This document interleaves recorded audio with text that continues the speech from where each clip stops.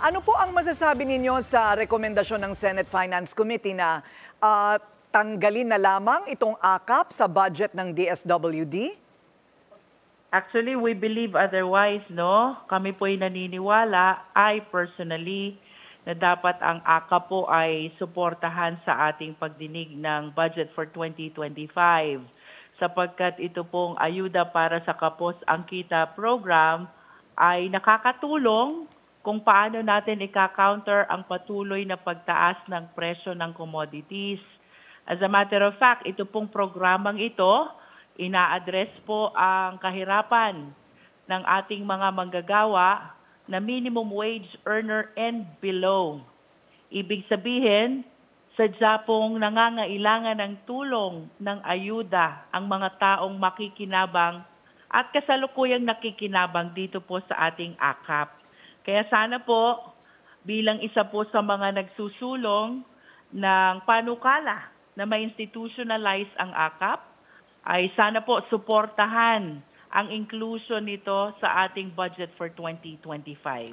Ayon naman po sa ilang mga kritiko, ma'am, ito po daw ay parang sumusulong sa pagkatamad ng ilan at panay na lamang ang sandal sa gobyerno imbis po na humanap ng trabaho at magsipag. Ano po ang inyong reaksyon doon? Hello, ma'am. One observation na ito pong poverty is already a perennial problem.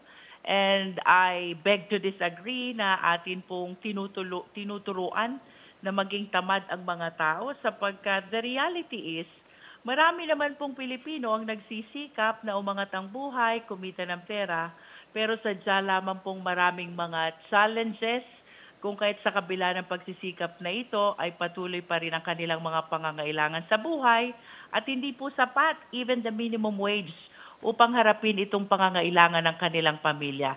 I believe that the government is here to alleviate the poverty of our fellow Filipino citizens. At ito pong AKAP na ito ay isang programang tunay na tutugon sa kahirapan ng atin pong mga kapwa Pilipino. So hindi naman po sa palagay ninyo, ayon pa rin sa mga kumokontra, na ito po daw ay salamin ng failure of government para makabigay ng trabaho, makabigay ng hanap buhay, imbis po na nagbibigay ng halos limos sa mga nangangailangan? With respect to the poverty as one of our social problems, no, Corina, ang tingin ko po ang kailangan natin whole of the government approach. Ibig sabihin, kasabay po ng ating mga programa para makapagbigay ng trabaho sa ating mga kapwa Pilipino, ay bigyan din po ng tamang ayuda hanggang sa sila ay magkaroon na ng kakayanan na tumayo sa sarili nilang mga paa. So may limitasyon din po kung sila'y kumikita na hindi na po sila eligible kumbaga na makatanggap.